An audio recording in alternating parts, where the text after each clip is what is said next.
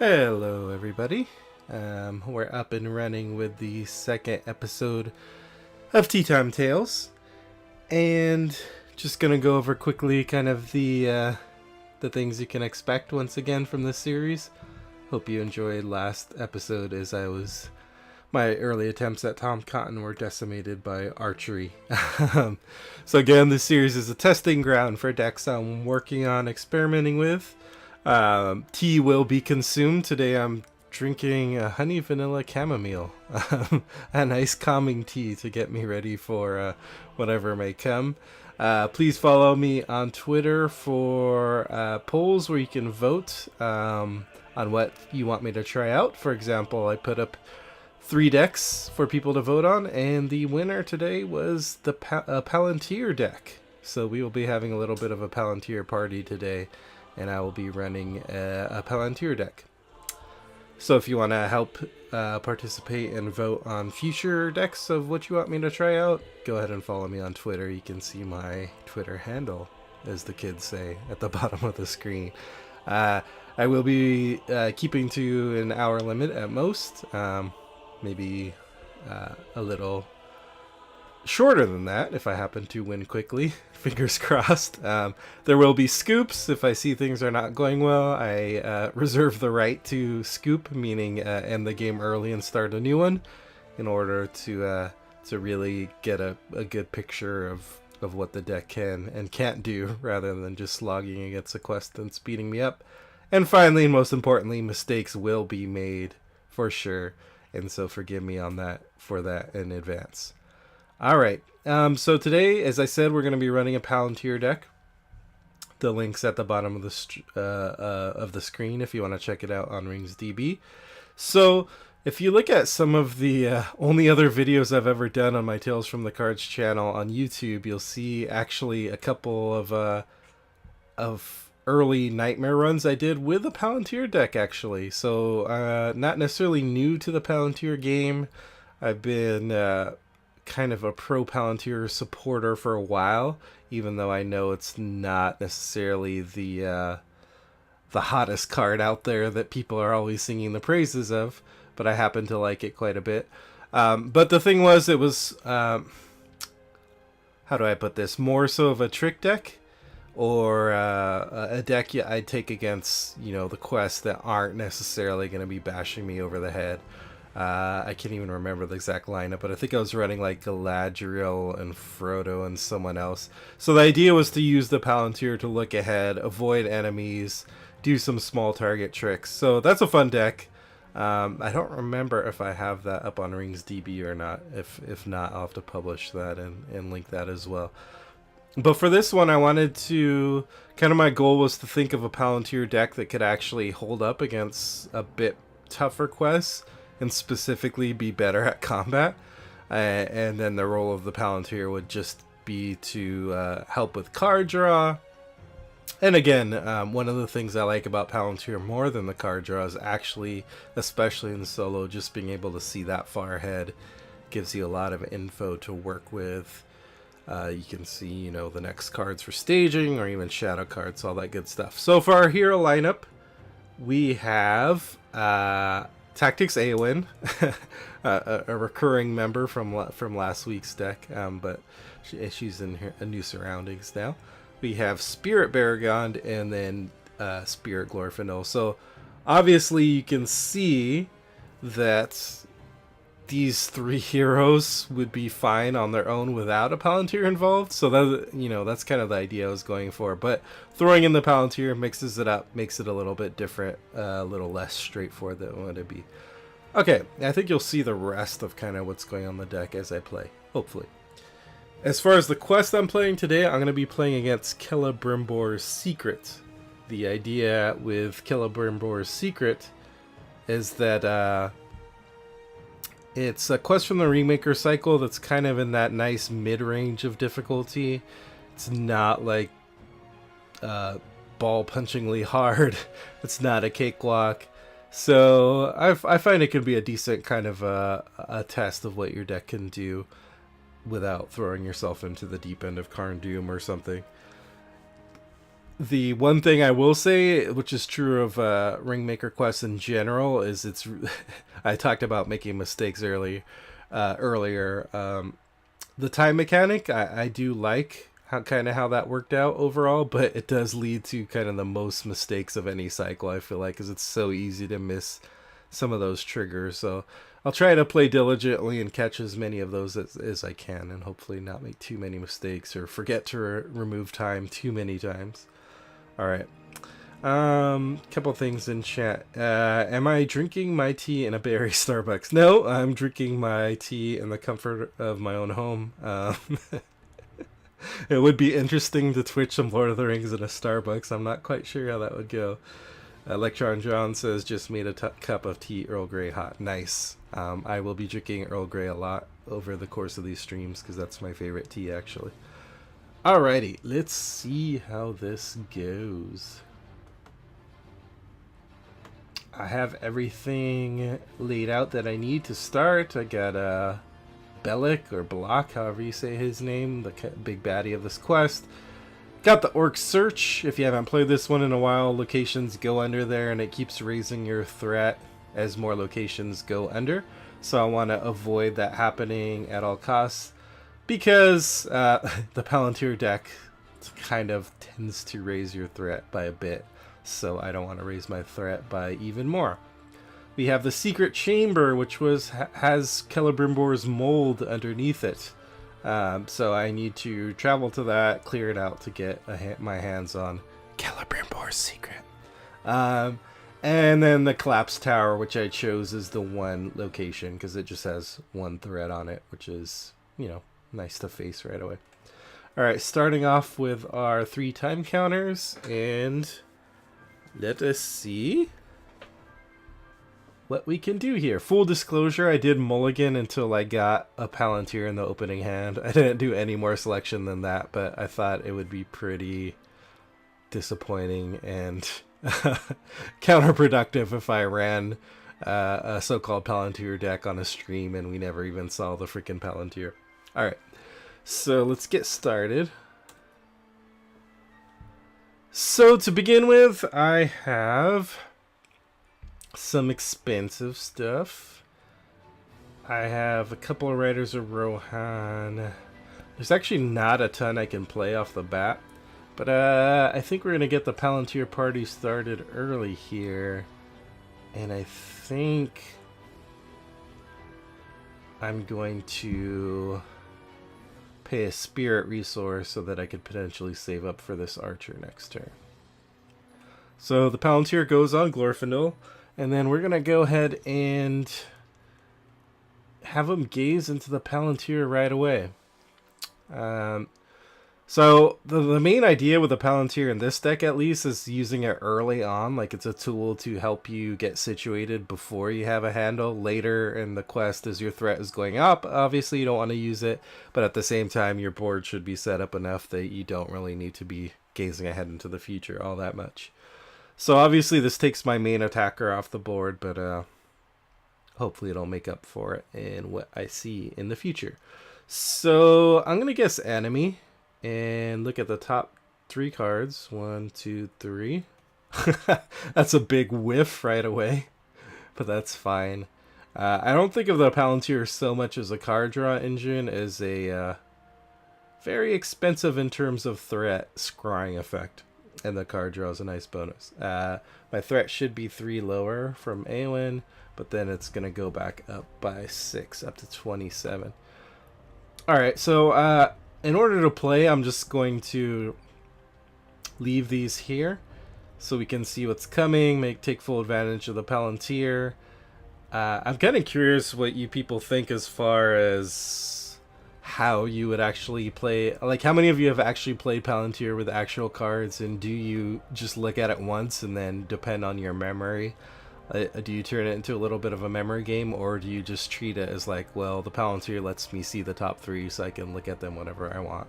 So if anyone has any opinions on that, as far as how I'm going to play it, I'm just going to be able to keep peering into the future. 'Cause it's the Palantir, damn it. I should do what I want. Okay, so looking ahead, I see that there's a treachery that's going to exhaust X characters, which is the number of cards. That's going to surge because there's no cards under. So we're just going to face a location. So that's fine. So other than that, there's not much to do. We're just going to send Awen to the quest for 4. This one is going to pop in and surge into this. The one potential bad thing is sometimes when I do this, I forget that they're here when dealing shadow cards, so I just kind of default to doing the Control S and putting shadow cards, and then forget that these are supposed to be the shadow cards. So if I do that, you can yell at me. Okay, so this is 1 threat, this is 2 threat, that's 4 threat, and Bellach has no threat currently. So that's 4 against 4, I break even. And see, already this is one of the beauties of the Palantir. I can see I'm just facing another location next turn. That kind of can inform where I'm going to travel. For now, let's... Oh, this should have gotten a damage when it entered the staging area. And let's just go to the Ruin Plaza. We're going to remove a time counter, importantly, and move to the next round. Well, we have another Palantir there, which I don't really need, but that's okay. And let's see how I want to handle this. Well, let's go ahead and, knowing that I'm just facing a location this turn, I don't really need a ton of combat help. I could put out a Treebeard. Or do some Riders of Rohan. That's a tough one. I mean, I think when in doubt, you have to go Treebeard and get him out early so you can start gathering his resources. So let's spend 2 tactics.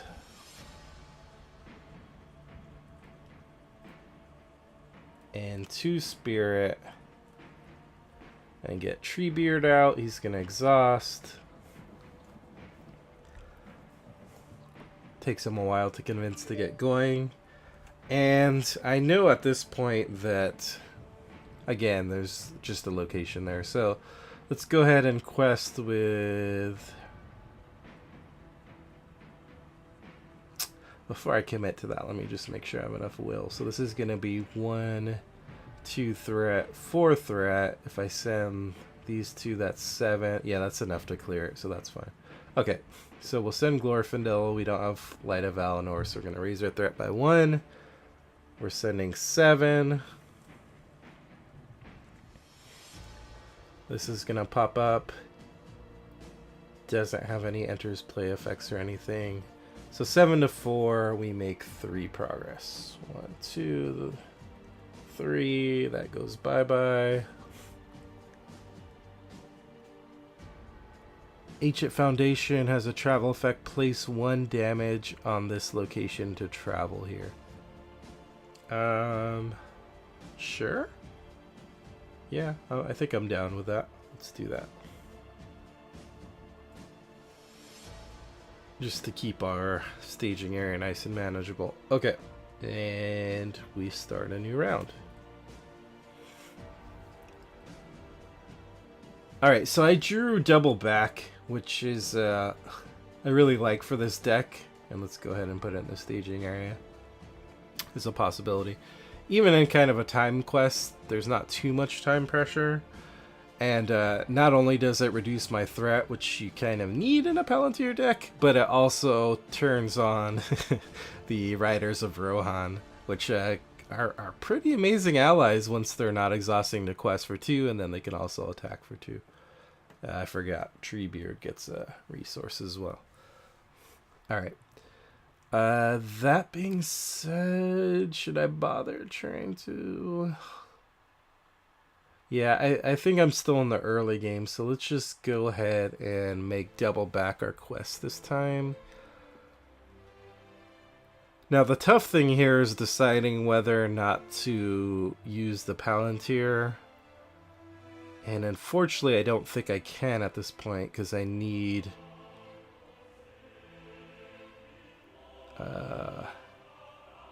Glorfindel's questing power. So let's just go ahead and play... sorry. Treebeard should have that. I did forget to take off a time counter. So at the end of this round, all the scour effects on the board are going to trigger, which the main one is that Bellach pulls out an orc enemy, so I have to be ready for combat soon. So we pull out one Rider of Rohan. And that's about it. Yeah, I think I'm not going to use the Palantir just because I want to try to clear this double back. So let's do 4, 6, 8, 11. Raise my threat by 1. And we're currently against just 2. Potentially overkill, but I'll play it safe here. Okay, we got a Prowling Wolf, which has 3 threats. So that's 6. So 1, 2, 3, 4, 5, 6. Did not clear it, unfortunately. This dude is going to come down. I think I'm just going to leave the collapsed tower there for right now because it's only 1 threat versus 4 quest points. This thing is going to attack me for 2 attack.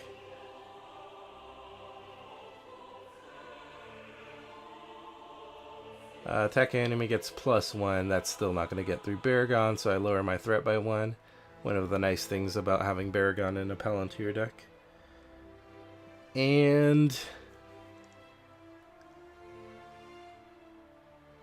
I am going to be faced with 2 enemies soon.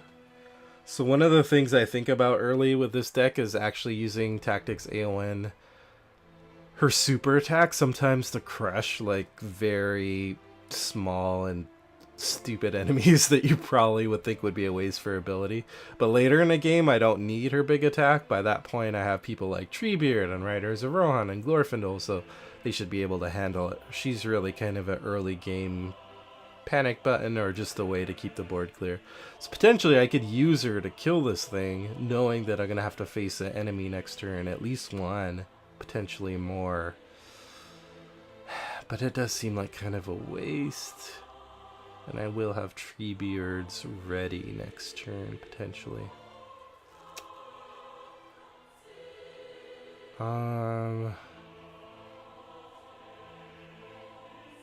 Yeah, let's... it's a surprisingly tough decision.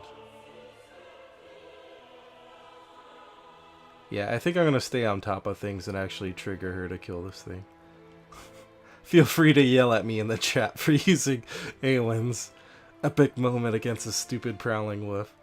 Dead. You are dead. Okay, so this is going to go down to 0. The time counters, that is. And then it's going to immediately pop back up to 3 whenever we're done resolving all this stuff. So it's the first Scour effect. This takes 2 damage. And this, we have to search the encounter deck and discard pile for an orc enemy. Let's go ahead and grab... These guys are kind of my favorite to pull a lot of times, because Bellach only adds them to the staging area, so their 1 reveal doesn't trigger. So I'd rather get these guys out of the encounter deck, which usually when they reveal, you have to either reveal another encounter card or remove a time counter, which is not a fun choice to make. Alright, off we go, next round. Alright, so we have Livery of the Tower, Liver of the Tower for Baragon, which I mostly include just to clean up those points of damage that poke through, but it's also a good way to soak up some archery now and then. It's okay in this deck. I haven't used it a ton, so it's kind of one that I'm looking at as a potential switch for something else at some point. So I could play... Treebeard gets another resource, by the way. Yeah, I think I'm going to play the Archer. And she is going to ping the Orc Hunter for 1 damage. Alright, let's see what we want to do. So we're going to make double back the main quest again. Because I want to turn on my Riders of Rohan. And yes, I'm not going to get over that joke, I'm sorry. And because I want to lower my threat, and basically the idea is once that happens, I'll get rolling, and then I can put a bunch of progress on the quest. So I don't think I'm going to use Glorfindels. I'm not going to use the Palantir again, unfortunately. It'll happen, I swear. There'll be some more Palantir happening soon. Let's do 4, 6, and 8. Does that look right? 8 against 4. I'm not sure if that's gonna do it.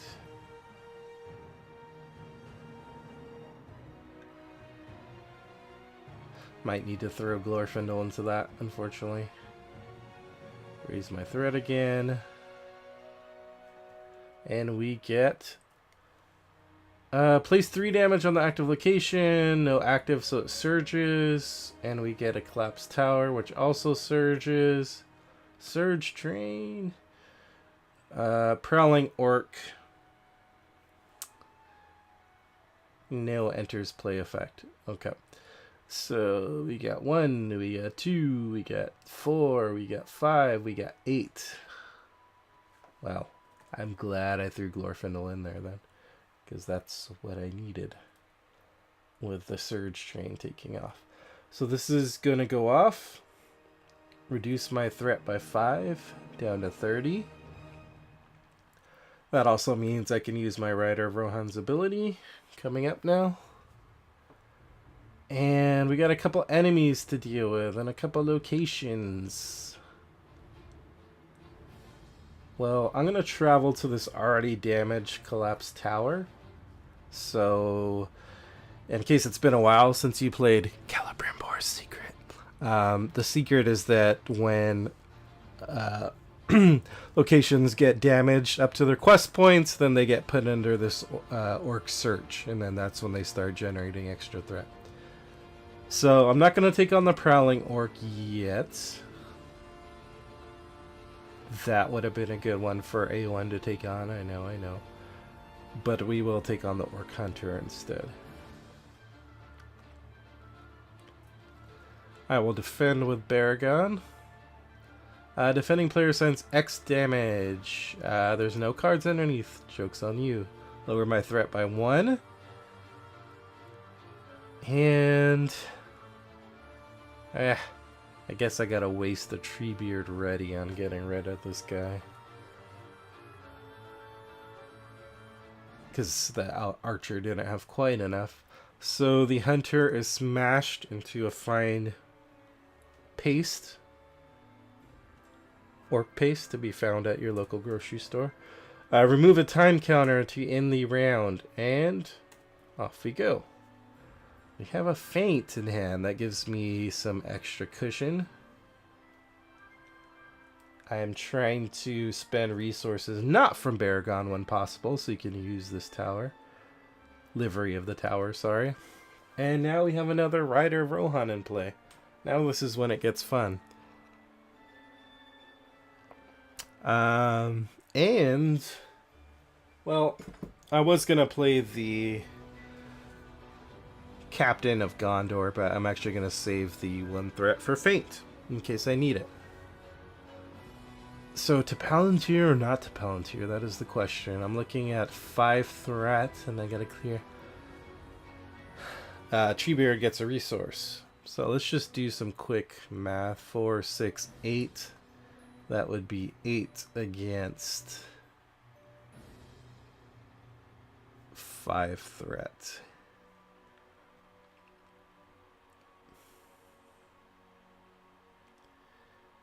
Yeah. Yeah, I think I'm going to have to send the whole gang again, unfortunately. So Treebeard, 910, Glorfindel.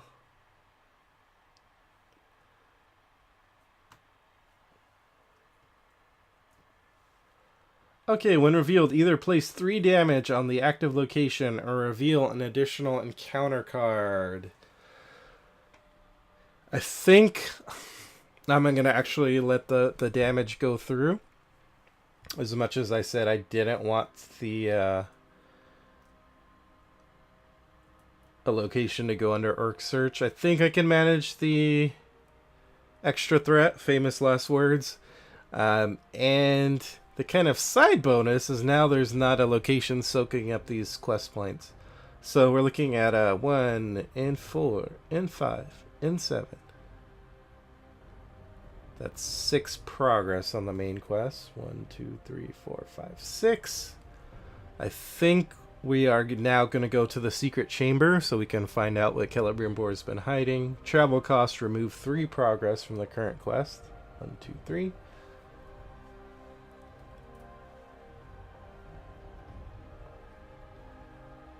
And we got a couple enemies to deal with.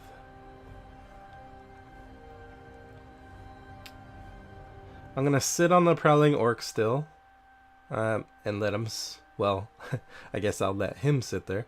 And I'm going to engage Bellach's Scout. I'm going to defend with Baragond. Nothing. Reduce my threat by 1. Attack back for 2, for 4, for 6. And that's enough to kill him. Riders of Rohan earning their pay. And now, reduce 1 more time. Alright, I got another feint. I could actually engage this guy at some point soon and just feint him. Alright. But I think I'll just hold on to 1 resource for feint at the moment and put Captain of Gondor on Glorfindel. So as you can see, one of the issues with this deck is that if you don't get that early Light of Valinor, which I have not, and I have no idea how far away it may be, then you get stuck with a situation of, do I use Palantir, do I use Glorfindel for questing or for the Palantir? If you get the early Light of Valinor, then you can, quest with them, and later on you can make that decision once you see, if he's needed for combat, and then if he's not needed for combat, then you can use the Palantir. So I'm kind of stuck in a little bit of a hole here where I have to... Treebeard gets a resource. Stuck in a little bit of a hole here where I keep having to quest with him, which might be the case again here. I forgot to do the extra threat for Orc Search, so that's another extra point of threat. I know I will forget that at some point. So we're staring down the barrel of 4. We do have 4. We have 6, 8, and 10 without the 2 riders questing. 10 to 4. This thing has 6 quest points. Yeah, I think I'm going to have to send Glorfindel again. For 13.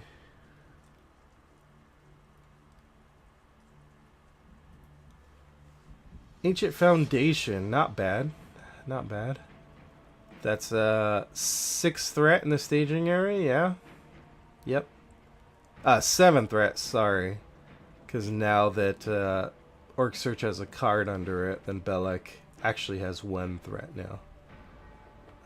Let me put a threat on him so I will remember that he has a threat.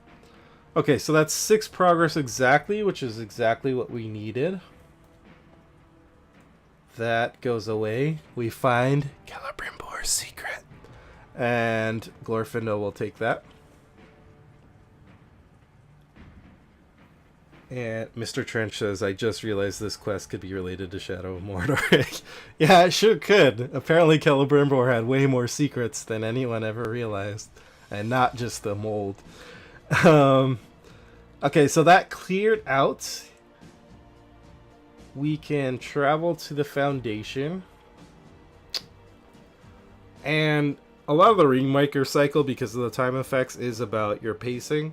And learning the pacing of the quest. I mean, that's a big part of the whole game in general. But so this is kind of the rhythm I found for Celebrimbor's secret. Get set up early. Just make sure you keep the board clear. So whenever Bellach's extra orc grab scour effect triggers, you can deal with it. But you don't have to rush too hard. Kind of get set up. And then once you clear out the chamber and get Celebrimbor's mold, then you can start plowing ahead. So that's what I'm going to start doing soon, hopefully. Alright, so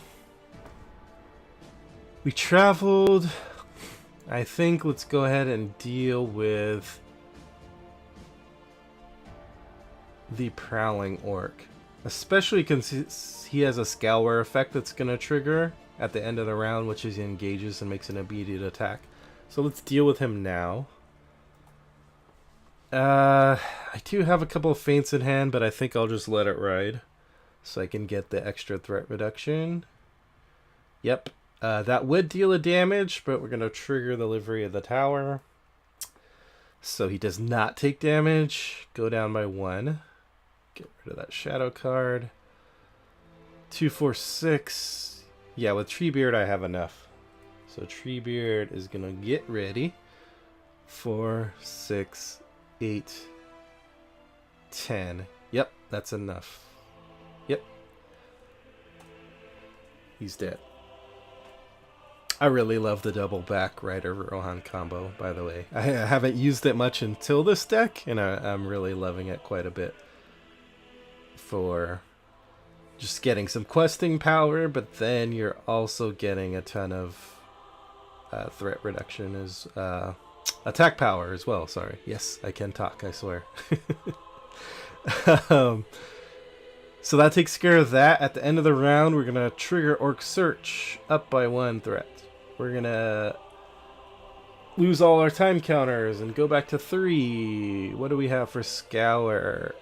Assign X damage upon locations in play. X is the number of locations in play. 2. So let's go ahead and put 1 here. Oh, I should have gotten a damage here from that dude attacking, by the way. So I put 1 here, and I put another damage here. So I satisfied that. This is going to go off and get 2 damage. So I do want to keep these contained a little bit. I don't want to go wild. And Bellach's triggers. So we're going to have to go grab an orc.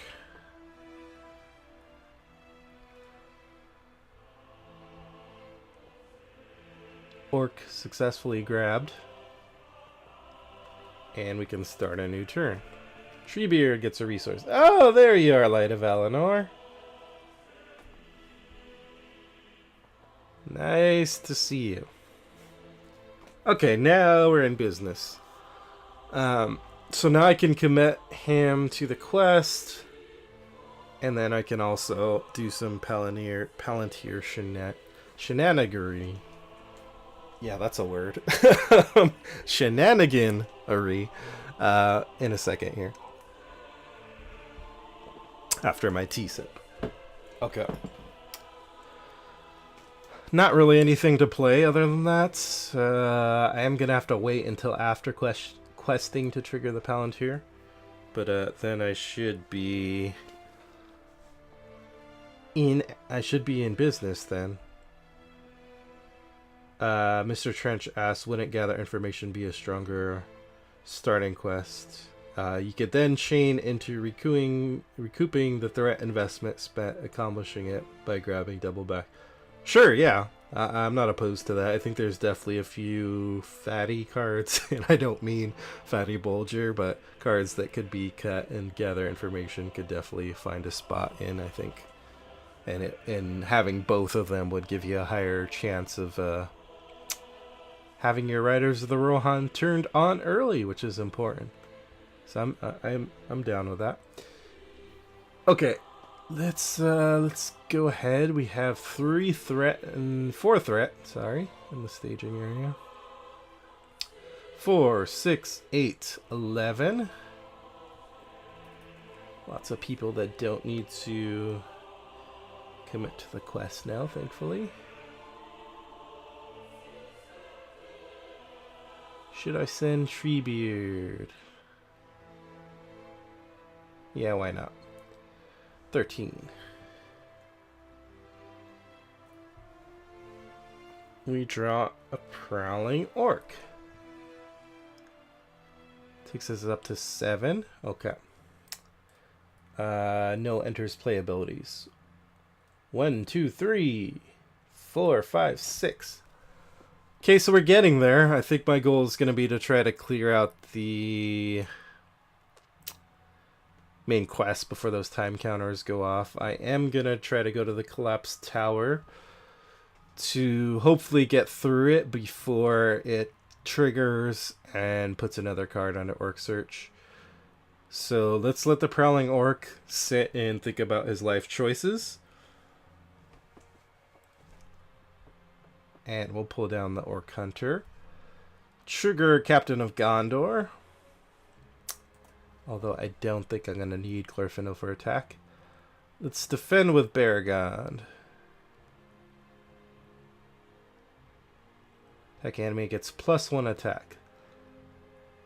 Still not enough to damage Baragon. Go up. Yeah, I raised my threat by accident. Should be going down, not that way. I have enough 2, 4, 6 to kill him. And then now I think it's time for Palantir. Although my threat is a little high already, so I'm a little bit scared if I do a great whiffing moment, which I seem to be doing very well in the whiffing department on this stream so far, if you watch last week's stream. But let's go for, I'm going to guess location this time. Okay, 1 out of 3 ain't bad. 1 out of 3 ain't bad, sure. So I draw 1 card. Ooh, it's threat reduction. I won't argue with that. I do go up by 4, up to 37 threat. Let's check in with the chat. The Chad. Hey, the Chad. All hail Grima, our Lord and Savior. Accurate. I do need to do a Grima deck on this stream very soon.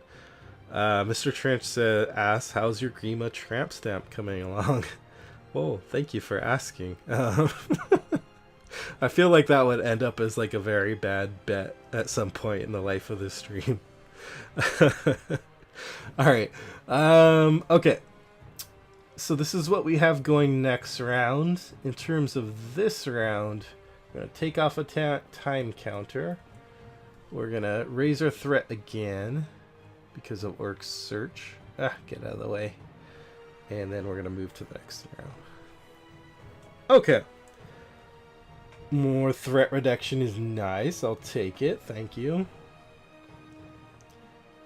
The Handmaiden lowers my threat by 1. We have an enemy coming this round, so we know that much. That's about all we can play. That's fine. So I know I'm looking at 1 and 4, and it's going to be 6.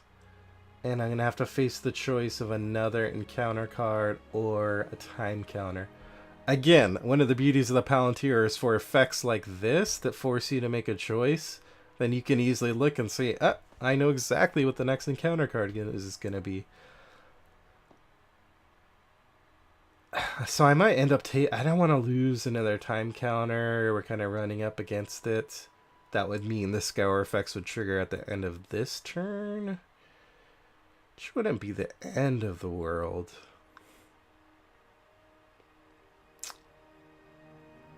Well, let's quest first and we'll come to it when we come to it. Resource for Treebeard. Well, I always forget 9 times out of 10. 4. We got 7. We got 9. We got 11. We got 13. We got 14. Go down by 3 threat, down to 35. So this will pop into the staging area. I gotta make my when reveal decision. So if I let things lie as they are now, that would be 1, that would be 4, that would be 6. I would make 8 progress. Yeah, so either way, I'm not clearing the thing.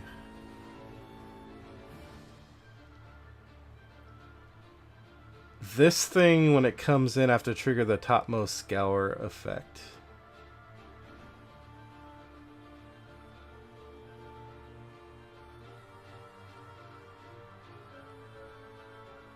Which, looking through the discard pile, the topmost scour effect is this one. Sorry, I'm having to do some complex calculations in my head right now. I feel like the famous meme of Charlie Always Sunny in front of the board, like trying to point out all the crazy connections. I'm basically trying to figure out like when I should deal with this and what the topmost scour effect would be at different points. Actually, when I go through, the topmost scour effect will probably be like that one. Let's just take the extra threat instead of the time counter. I think I can do that. Okay, so we're looking at 4, we're looking at 6, we're looking at 9. So 1, 2, 3, 4, and 5. Hopefully I can blast through that next turn. And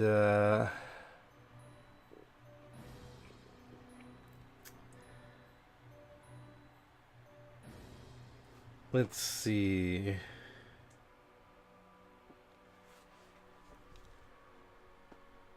Well, I know one of the attachments what it's going to be. The Orc Hunter is going to come down anyway. The Prowling Orc. Oh, I didn't need to exhaust these guys, by the way. It was my bid. 4, 6, 8, 11. And I didn't quest with Treebeard.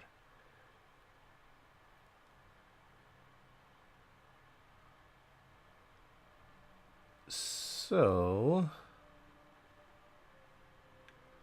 just trying to figure out whether I have the math to kill both of these dudes,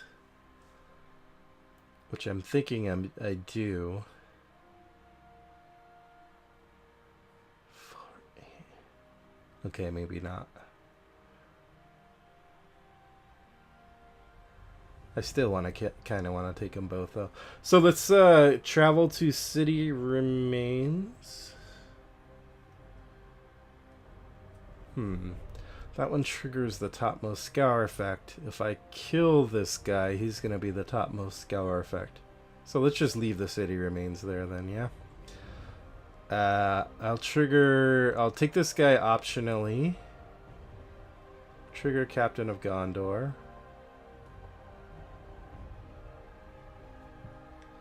This would be the shadow card for him. This would be the shadow card for him. So I think I'm going to feint one to be on the safe side. I'll feint that one since it's a higher attack and it would put would get rid of one of my attachments. I'll defend this dude. If this attack destroys the character. Nope, not gonna. Lowers my threat. Okay, I need 8 attack total. So he has 4 attack. Glorfindel, that is. Treebeard has 4 attack. That's 8. That is enough. Goodbye, Prowling Orc. And then 2, 4, and 6. Goodbye, Orc Hunter. Nice knowing you. Alright. That made me feel good about myself.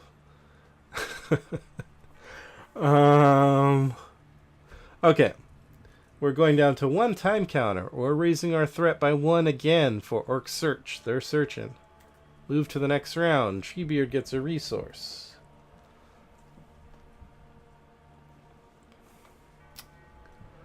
Alrighty. Well,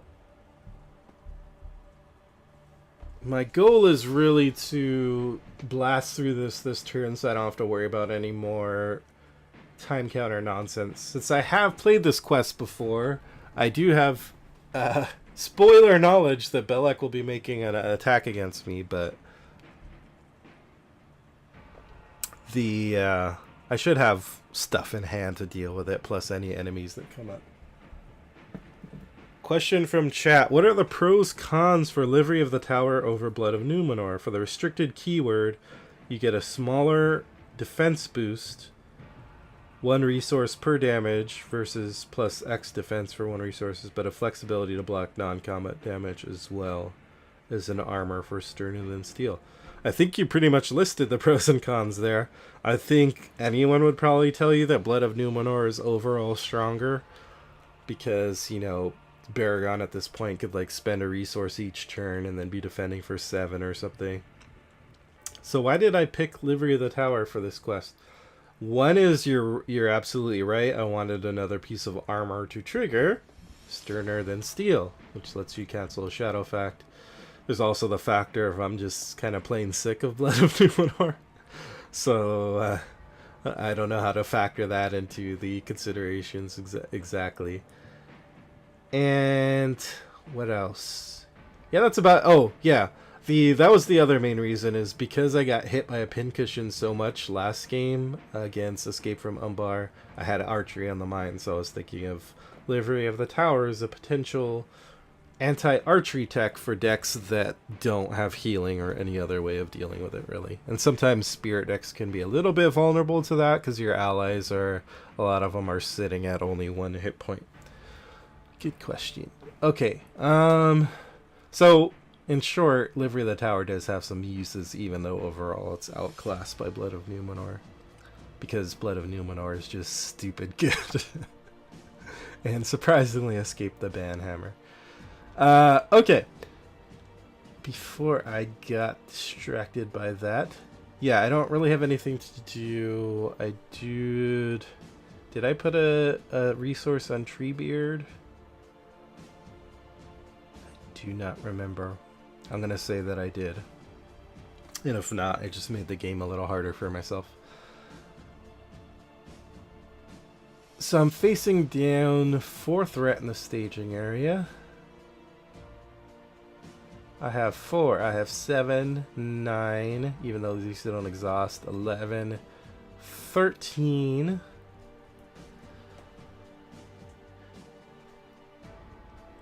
I think the highest threat is like 3 threat, maybe 4 threat, which would put me at 8.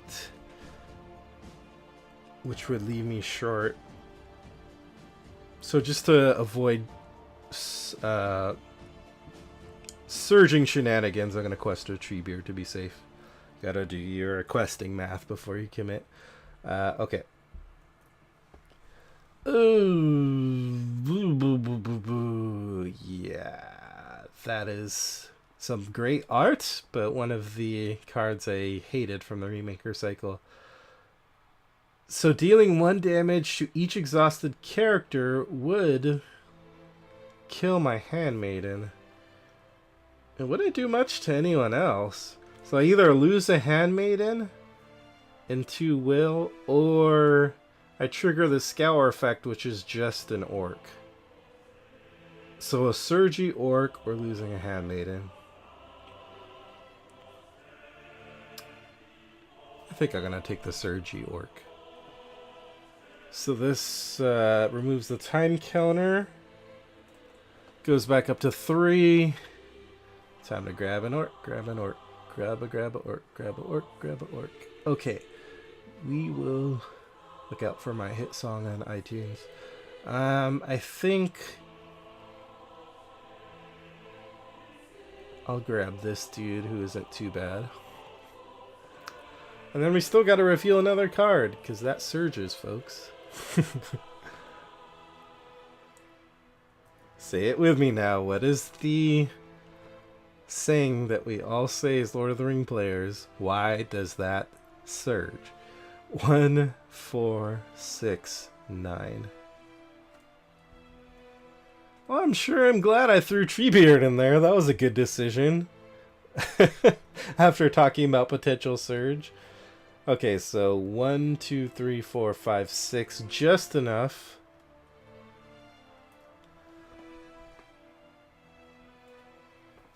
Electron Sean says, Surge Train, this game, never. I'm shocked. I'm positively shocked. No one told me there was going to be Surge in this game. Trigger each scour. Oh, ouch. Yeah. Oh, about that. I kind of completely forgot that you had to trigger the scour effect on play. Ooh, yeah. I would have chosen differently. I think I would have ditched a Handmaiden, but you know what? I'm going to take my lumps. Gonna take my lumps on that one. Other than Bellach, what other scour effects did we have in play? 1 damage on the active location, but there are none. And then Bellach is gonna attack me, because that's what Bellach does. That's who he is deep inside.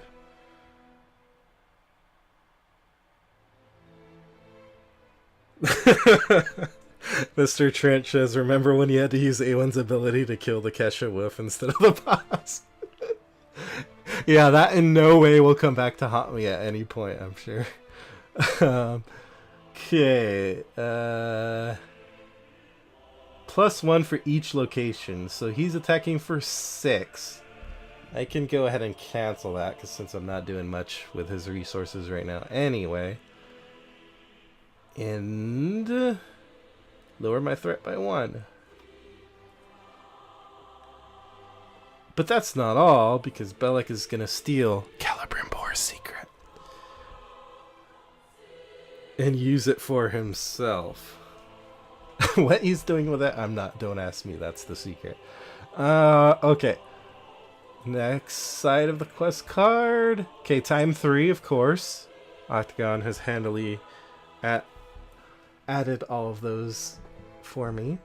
Same deal. When they go away, then we trigger each scour effect in play.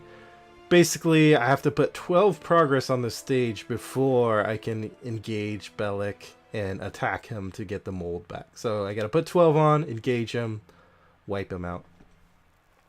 And I cannot win until I have the mold, obviously, because that would kind of be counterproductive. Like, see you laters. Came all this way for the mold, but yeah, we're just gonna leave it. Mr. Trench says we're all pulling for you, Ian. Sure, I believe it. Okay, let's see. So we got 3 enemies just chilling. Let me see if I want to go here. What would the topmost scour effect be in play? Well, if I kill one of these guys, then the topmost scour effect would be that. The only problem is I don't think I can, because my key defender is tapped by Bellach, and I have 1 feint. So basically I can only take 1 enemy, really. No. Take that back. That's not true. Treebeard's available to do a defense if I need it. Yep. Okay. Let's pull down 2 then. Let's get a little weird here. Travel to City Remains. Pull down Bellach Scout. Captain of Gondor. Orc Skirmisher comes down on his own. After engages a player, 3 damage to a character, or remove 1 time counter. I'll take the damage, thank you. On Glorfindel.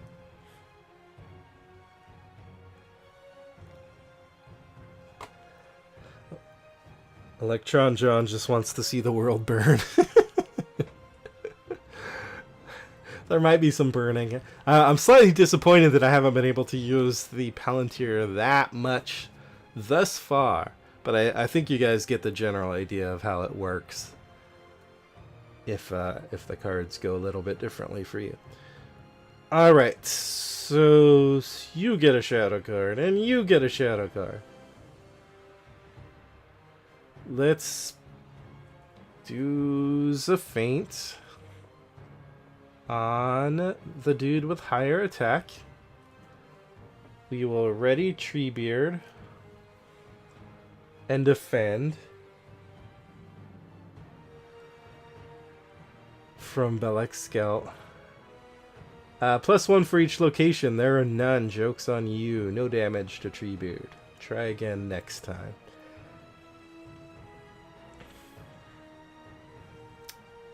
So I don't think I have the math to kill both. I would need like 12 total, which I do not have. No, that's not true. I do have Fair and Perilous. So I have to choose whether or not to use Fair and Perilous and kill both enemies or use the Palantir. Well, as much as I want to use the Palantir, I guess I have to play it safe and just kill these people. Yep. The chat said, I noticed the Twitch keeps jumping to your menus when you open them. Okay, so potential fix to improve the high quality of this stream. I will look into that. Mr. Trench, haven't you raised your threat by like 10 for the volunteer? I think we all get it. That's nothing. I think I've, in some of the test games for this deck and in other Palantir decks, I don't even know. I probably raised it by like a good 20 or 30 threat in a game. Easy. The chat, I want to make a Palantir deck with Greenwood Archer in the deck. Yeah, that's a good call. That would be very good to get around these situations where you're stuck with a ball in your hand and can't do anything with it, so to speak. Alright, so let's use Fair and Perilous. Glorfindel's gonna get a little bit savage here. I'll get rid of him here. I'm doing it in this order because I want to make sure the top scour effect is this one when this goes off. 2, 4, 6, and you're dead. Alright, lose a time counter. Go up by 1. We ready. More Fair and Perilous. Another resource for Treebeard. Oh, I'm so tempted to Palantir here. You guys, you have no idea. Even though it's such a bad idea, but I want more cards. I want to see what's coming, too.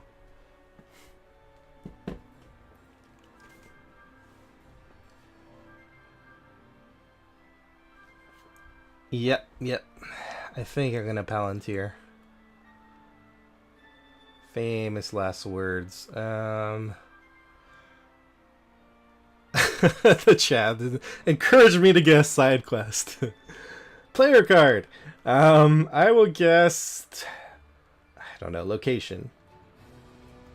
Okay, that would have been better if I said enemy, sure. I do get to draw a card. I go up by 4. 1, 2, 3, 4. Let's give a Rivendell Blade to Glorfindel, even though he can't use it this turn. Okay, running up against a little bit against my my time limit here, but that's fine. I'm gonna go ahead and finish out this quest, hopefully. Okay, so we're looking down the barrel of 1, of 3, of 5 is what we will ultimately be facing. We will send 4, 6, 8, 10, 12. 4, 6, 8. Yep. He will jump in, either place 3 damage on the active location, or reveal an additional encounter card. Ooh. Well, so I either get another card under Orc Search, or I get some more threat to deal with in the form of a location.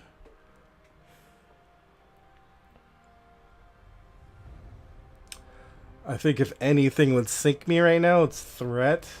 So as much as I don't want to, I'm going to have to reveal that.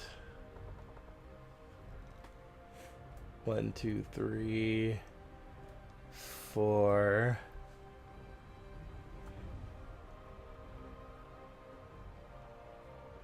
After placing any amount of progress here, trigger this topmost scour, which should be this dude, which would put 1 damage on the active location. I think it's gone by that point, but even if it was, it doesn't make a difference, so whatevs. And I think we can do the same kind of thing this turn. Travel there. Come at me, bro. This will be the shadow effective one. The other one is a mystery. I will defend.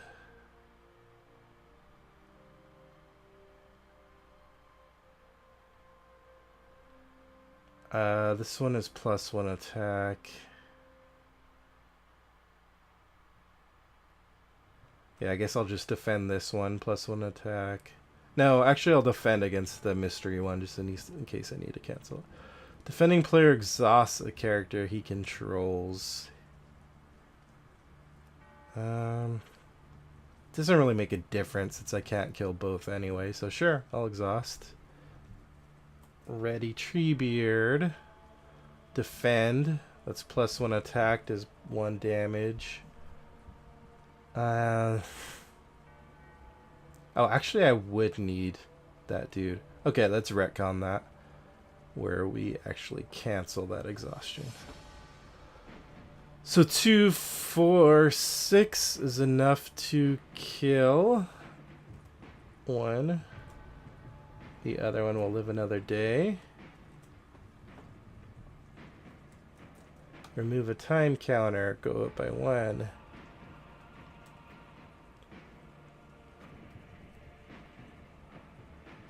Gondorian Shield for Baragond. And I'm going to Palantir again. Nope, just kidding. Not going to do that. I have safely reached the point where we're not going to Palantir again unless I see any of the 6 threat reduction cards. Actually, like 7, 8, however many threat reduction cards in here, which I've only seen a couple. But that's fine. I'm not bitter. Okay, let's quest with 4, 7. Treebeard has a resource. 4, 7, 9, 11, 13 against 1.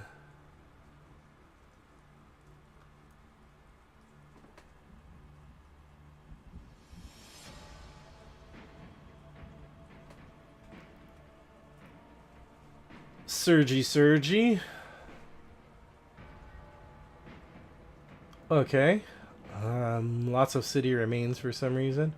1, 2, 5. So that's 8.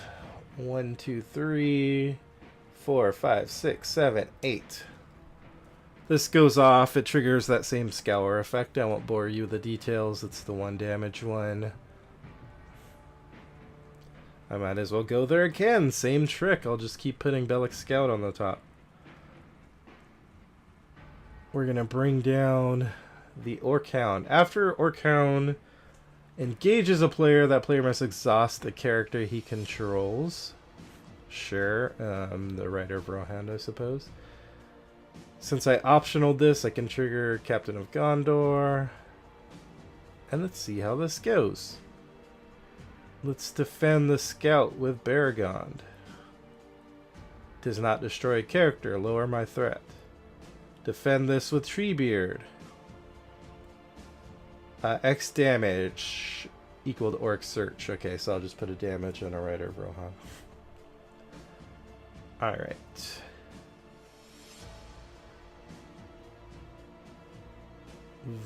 This... Yeah, so with Rivendell Blade and with the extra point of attack from Captain of Gondor, I'm able to clear out the scout. And then these two people, fine folks, can kill that one. Alright, this is gonna go down to 0, then back up to 3. Trigger Scour effects, which is an Orc grab.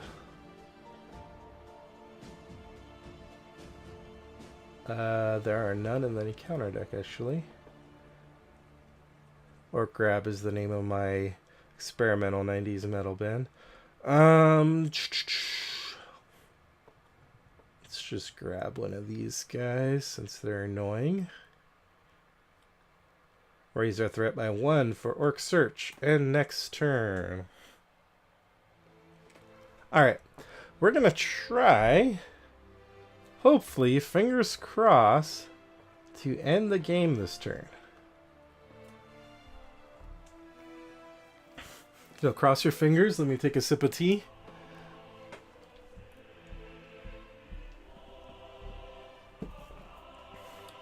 Staring down the barrel of 3 in the staging area. 4, 7, 9, 11, 13 to 3.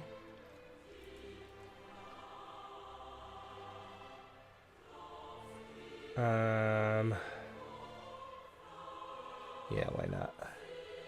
15 to 3. Let's see how close we can get. Maybe not. Maybe it'll be next turn, but we'll see. Ew. I'm fine with removing a time counter. At this point, anyway.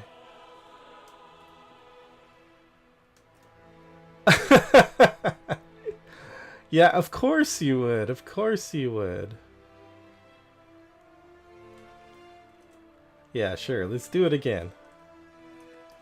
I don't know how many times I've drawn those back to back throughout the whole course of the Ringmaker cycle. That is 9. 1, 2, 3, 4, 5, 6, 7, 8, 9. Yep, that's just enough. Let me double check that I am right about what the topmost scour effect is. I'm pretty sure I am. Boo, boo, boo, boo. Yep, it's still Bellach Scout, which is just the 1 damage to active location. Alright, I think it's party time. So the main thing I need to worry about is just killing Bellach. The only problem is I have these other enemies coming down. But as long as I can muster the 11 attack to kill Bellach, it kind of doesn't matter what happens to everyone else. I know that's a bit cavalier, but you can take it up with me and write a strongly written note or something. I will optionally engage Bellach. I will trigger Captain of Gondor. That Orc Hunter is coming down. Prowling Wolf is coming down. Now, if I was playing a game at home and not streaming, I might take my time and do this over the course of a couple rounds. But let's give the people what they want with an exciting finish and also finish earlier than we would normally. Comment from chat. Lanwin would be awesome for this quest. Yes, she would, because Surge is aplenty with just those cards alone, that one particular treachery alone. Alright, let's see how we want to do this. I'm going to have to chump at least 1, and if I'm chumping, I might as well do it against the biggest attack. Okay, so Trollshaw Scout is dead. Now I'm just going to do some number crunching to make sure. Okay, so let's defend against the Orc Hunter. +1 attack for each location, so nothing, lower my threat. And then I'm going to take this one undefended because he's only attacking for 1.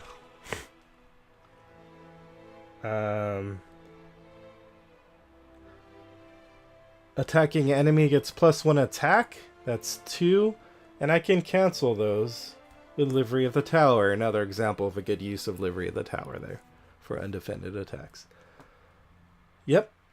So, without further ado, let's ready Treebeard. I'm going to trigger Fair and Perilous, even though I don't think I need it, just to be a little bit, put a little extra twist in. That's 6, that's 10, that's 12, that's 14, that's 16. That's more than enough. That's a full 10 damage.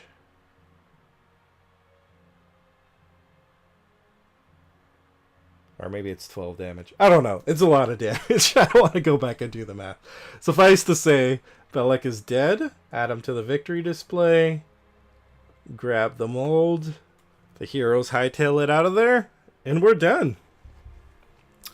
That is a successful run against Celebrimbor's secret. I will say that I wish I could have showed off the Palantir a little bit more and raised my threat another 20 or 30 or so. But I think you get the general idea. Palantir didn't work like supremely well in this quest, but in some of the testing runs it did do quite a bit of work. You know, a lot of the times you're only net, like the dream of 3 cards isn't going to happen often. It's usually like 2 is a good day, 1 is usual. I expect a whiffing now and then. It's more so the knowledge to come. I'm not sure still if this is the kind of ideal Palantir deck. I still want to experiment with kind of the Galadriel variant because she is a very kind of perfect fit for that. But I do like Baragon with it. I think the thing with this deck is that it would just work fine without the Palantir. Like, it's a strong enough deck. So this is a deck that you could kind of download, take the Palantir out, and fiddle around with extra stuff. Like, I like a lot of the pieces in it. I like the double back and Rider of Rohan combo works well. Treebeard is always a beast, or a tree as the case may be, or a tree like being. Baragon, of course, is always strong. I do like Livery of the Tower and what it can do. And this game showed a little bit of that. So yeah, it's a solid deck, and I do think the Palantir adds a little bit of a twist to it. And I think it can do some interesting things against scenarios that are actually harder than this, which is strange to say, but it kind of gives you an idea of what's to come and how to best plan your moves. It makes planning a lot easier. You know what the 3 cards are that are coming next. You know exactly what you need to play.